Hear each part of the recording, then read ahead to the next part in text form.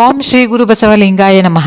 ನನ್ನೆಲ್ಲ ಪ್ರೀತಿಯ ವೀಕ್ಷಕರುಗಳಿಗೆ ವಚನಗಳು ವಿತ್ ಮುಗುಳುನಗೆ ಚಾನಲ್ಗೆ ಆತ್ಮೀಯವಾದ ಸ್ವಾಗತ.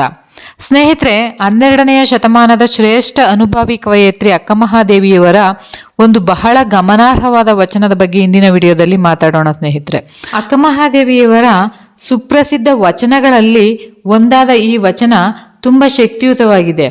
ಅಂದರೆ ಅನುಭೂತಿ ಇದೆಯಲ್ಲ, ಆಮೇಲೆ ನೋವಿನ ನಿಜವಾದ ಅರ್ಥ ಇದೆಯಲ್ಲ, ಇದನ್ನೆಲ್ಲವನ್ನ ಅಕ್ಕನವರು ನೇರ ತೀಕ್ಷ್ಣ ಮಾತುಗಳ ಮೂಲಕನೇ ವಚನಗಳ ಮುಖಾಂತರ ನಮಗೆ ತಿಳಿಸ್ಕೊಟ್ಟಿದ್ದಾರೆ.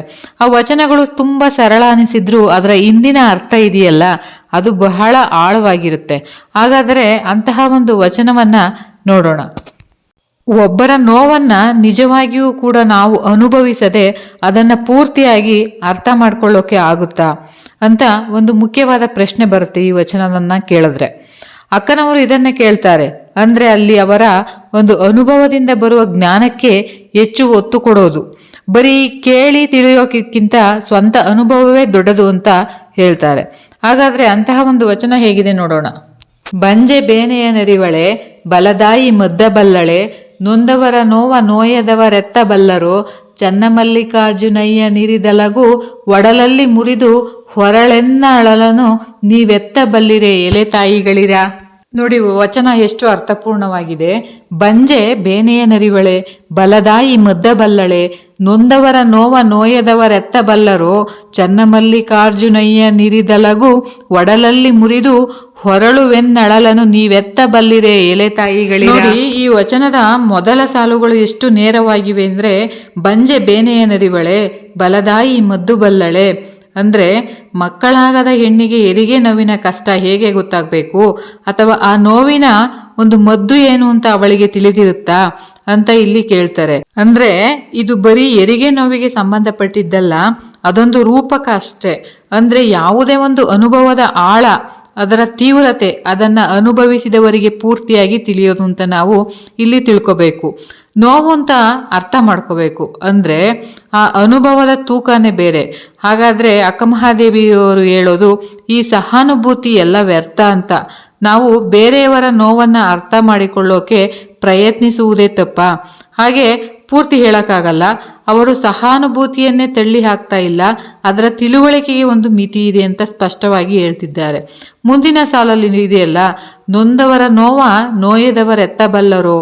ಅಂದ್ರೆ ಇದನ್ನೇ ಗಟ್ಟಿ ಮಾಡೋದು. ಅಂದ್ರೆ ಎತ್ತಬಲ್ಲರು ಅಂದ್ರೆ ಹೇಗೆ ತಿಳಿಯಲು ಸಾಧ್ಯ ಅನ್ನೋ ಪ್ರಶ್ನೆಯಲ್ಲಿ ಒಂದು ಅಸಹಾಯಕತೆ ಕಾಣುತ್ತೆ ಅಲ್ವಾ. ಆ ಒಂದು ವಾಸ್ತವದ ಅರಿವು ಅಂದ್ರೆ ಪ್ರಯತ್ನಿಸಬಹುದು, ಆದರೆ ಅವರಷ್ಟು ತಿಳಿಯೋಕೆ ಆಗಲ್ಲ ಅಂತ. ಬಹುಶಃ ನಾವು ನನಗೆಲ್ಲ ಗೊತ್ತು ಅಂತೀವಲ್ಲ, ಆ ಒಂದು ಭಾವನೆ ಬಗ್ಗೆ ಎಚ್ಚರಿಕೆ ಕೊಡ್ತಿದ್ದಾರೋ ಏನೋ ಅಂತ ಅನ್ಸುತ್ತೆ. ಮತ್ತೆ ಅಕ್ಕಮಹಾದೇವಿಯರು ತಮ್ಮದೇ ಆದ ನೋವನ್ನು ಹೇಳಿಕೊಳ್ಳುವ ರೀತಿ ಇದೆಯಲ್ಲ, ಅದು ನಿಜಕ್ಕೂ ಮನಸ್ಸನ್ನ ಕಲಕಿ ಬಿಡುತ್ತೆ. ಚನ್ನಮಲ್ಲಿಕಾರ್ಜುನಯ್ಯ ನಿರಿದಲಗು ಒಡಲಲ್ಲಿ ಮುರಿದು ಹೊರಳುವೆ ನಳಲನು ನೀವೆತ್ತಬಲ್ಲಿರೆ ಎಲೆ ತಾಯಿಗಳಿರ. ಈ ಸಾಲುಗಳು ಎಂತಹ ಒಂದು ಹೋಲಿಕೆ ಅಂದರೆ, ನಮ್ಮ ಪ್ರೀತಿಯ ದೈವ ಚನ್ನಮಲ್ಲಿಕಾರ್ಜುನನಿಂದ ಆದ ಆ ವಿರಹದ ನೋವನ್ನು ದೇಹದೊಳಗೆ ಬಾಣ ಹೊಕ್ಕು ಅಲ್ಲೇ ಮುರಿದು ಒಳಗೆ ತಿರುಗುತ್ತಿದೆಯಂತೆ. ಅಂತಹ ಒಂದು ಸಂಕಟವನ್ನ ಬೇರೆಯವರು ಹೇಗೆ ತಿಳಿಯೋಕ್ಕಾಗುತ್ತೆ ಅಂತ ಕೇಳ್ತಾರೆ. ಆ ಹೋಲಿಕೆ ಒಡಲಲ್ಲಿ ಮುರಿದು ಹೊರಳುವ ಬಾಣ ಅಸಾಧಾರಣ. ಅದು ಬರೀ ನೋವಿನ ತೀವ್ರತೆ ಅಲ್ಲ, ಅದು ಆಂತರಿಕ ಸ್ಥಿತಿ, ಅಂದರೆ ಅದರ ಒಂಟಿತನವನ್ನ ಹೇಳುತ್ತೆ. ಬಾಣ ಒಳಗೆ ಇದೆ, ಮುರಿದು ಅಲ್ಲೇ ತಿರುಗುತ್ತಿದೆ ಅಂದರೆ ನೋವು ಹೊರಗೆ ಕಾಣಿಸುತ್ತಿಲ್ಲ, ಆದರೆ ಒಳಗೆ ನಿರಂತರವಾಗಿ ಕಾಡ್ತಾ ಇದೆ. ಆ ನೋವನ್ನು, ಅದರಲ್ಲೂ ಆಳವಾದ ವೈಯಕ್ತಿಕ ಅಥವಾ ಆಧ್ಯಾತ್ಮಿಕ ನೋವನ್ನು ಹೊರಗಿನವರು ಎಷ್ಟೇ ಹತ್ತಿರದವರೇ ಆಗಲಿ ಹೇಗೆ ಪೂರ್ತಿಯಾಗಿ ಗ್ರಹಿಸುತ್ತಾರೆ ಅಂತ ಅಕ್ಕನ ಪ್ರಶ್ನೆ. ಇದು ಬರೀ ವಿರಹ ವೇದನೆಗೆ ಅಷ್ಟೇ ಅಲ್ಲ ಅನ್ಸುತ್ತೆ. ಖಂಡಿತ ಇಲ್ಲಿ ಯಾವುದೇ ಒಂದು ಆಳವಾಗಿ ಹೇಳಿಕೊಳ್ಳೋಕೆ ಆಗದ ಸಂಕಟಕ್ಕೂ ಕೂಡ ಇದು ಅನ್ವಯಿಸುತ್ತೆ. ಸಾವಿರಾರು ವರ್ಷದ ಹಿಂದಿನ ಈ ಮಾತುಗಳು ಇವತ್ತಿಗೂ ಕೂಡ ಎಷ್ಟು ಸತ್ಯ ಅಲ್ವಾ. ನಾವೀಗ ನೋಡಿ, ಈಗ ಸೋಷಿಯಲ್ ಮೀಡಿಯಾದಲ್ಲಿ ನ್ಯೂಸ್ನಲ್ಲಿ ಬೇರೆಯವರ ಕಷ್ಟಗಳನ್ನು ನೋಡ್ತಿರ್ತೀವಿ, ಕೇಳ್ತಿರ್ತೀವಿ ನಿರಂತರವಾಗಿ. ಆದರೆ ಆ ನೋಡೋದು ಕೇಳೋದು ನಿಜವಾಗ್ಲೂ ತಿಳಿದುಕೊಳ್ಳುವುದು ಆಗ್ತಿದೆಯಾ? ಅದೇ ಮುಖ್ಯವಾದ ಪ್ರಶ್ನೆ. ಅಕ್ಕನವರ ಮಾತುಗಳು ನಮ್ಮನ್ನು ಮತ್ತೆ ಮತ್ತೆ ಅದೇ ವಿಚಾರಕ್ಕೆ ತಂದು ನಿಲ್ಲಿಸುತ್ತವೆ ನೋಡಿ. ಅನುಭವವೇ ತಿಳುವಳಿಕೆಯ ನಿಜವಾದ ತಳಹದಿ. ಅದರ ಒಂದು ವಚನ ಇದೆಯಲ್ಲ, ಬರೀ ಥಿಯರಿ ಅಲ್ಲ, ಅದು ಆಳವಾದ ಅನುಭವದ ಮಾತು. ಆ ರೂಪಕಗಳ ಶಕ್ತಿ ಇದೆಯಲ್ಲ, ಅಂದರೆ ಈ ಚರ್ಚೆಯಿಂದ ನಮಗೆ ಮುಖ್ಯವಾಗಿ ಸಿಗುವಂತಹ ಅಂಶ ಏನು ಅಂದರೆ, ನಿಜವಾದ ಅನುಭೂತಿಗೆ ಸ್ವಂತ ಅನುಭವ ಬೇಕು ಅಂತ ಅಕ್ಕನವರು ಹೊತ್ತಿ ಹೇಳ್ತಾರೆ. ಮತ್ತು ಆ ತಿಳುವಳಿಕೆಗೂ ಕೂಡ ಒಂದು ಮಿತಿ ಇದೆ ಅನ್ನೋದನ್ನು ಒಪ್ಪಿಕೊಳ್ಬೇಕು ಅಂತಾನು ಹೇಳ್ತಾರೆ. ಖಚಿತವಾಗಿ ನಾವು ಕೊನೆಯದಾಗಿ ನಾವೇ ನಮ್ಮನ್ನು ಕೇಳ್ಕೊಳ್ಬೇಕಾದ ಒಂದು ಪ್ರಶ್ನೆ ಇದೆ. ಏನಂದರೆ, ಅಕ್ಕನವರ ಈ ಮಾತು ನೋವನ್ನು ಅನುಭವಿಸದೆ ಅದರ ಆಳ ತಿಳಿಯೋಕೆ ಆಗೋಲ್ಲ ಅನ್ನೋ ಸತ್ಯ.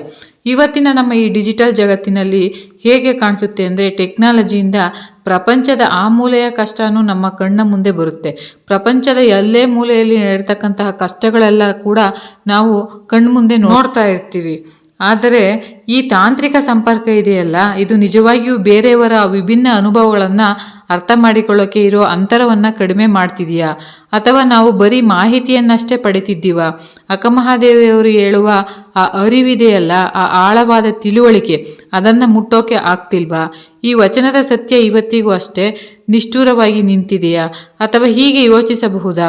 ಒಬ್ಬರ ಅನುಭವವನ್ನು ನಾವು ಪೂರ್ತಿ ಹಂಚಿಕೊಳ್ಳೋಕೆ ಆಗಲ್ಲ ಅನ್ನೋದಾದರೆ, ಆ ವ್ಯತ್ಯಾಸವನ್ನು ಗೌರವಿಸಿ ಅವರ ನೋವನ್ನು ಸ್ವಲ್ಪ ಹಗುರ ಮಾಡೋಕೆ ನಾವು ಏನು ಮಾಡಬಹುದು ಅನ್ನೋ ಒಂದು ಯೋಚನೆ ಬರುತ್ತೆ. ಬಹುಶಃ ಉತ್ತರ ತಿಳಿಯೋದ್ರಲ್ಲಿ ಇಲ್ಲದೆ ಜೊತೆಯಾಗಿ ಇರೋದ್ರಲ್ಲಿ ಇರಬಹುದೇನೋ ಅಂತ ಯೋಚಿಸಬೇಕಾದಂಥ ಒಂದು ವಿಷಯ. ಎಲ್ಲರಿಗೂ ಕೂಡ ಶರಣಾರ್ಥಿಗಳು. ಮತ್ತೆ ಮುಂದಿನ ವಿಡಿಯೋದಲ್ಲಿ ಹೆಚ್ಚಿನ ಮಾಹಿತಿಯೊಂದಿಗೆ ಸಿಗುವೆ. ಎಲ್ಲರಿಗೂ ಹೃದಯಪೂರ್ವಕ ಧನ್ಯವಾದಗಳು.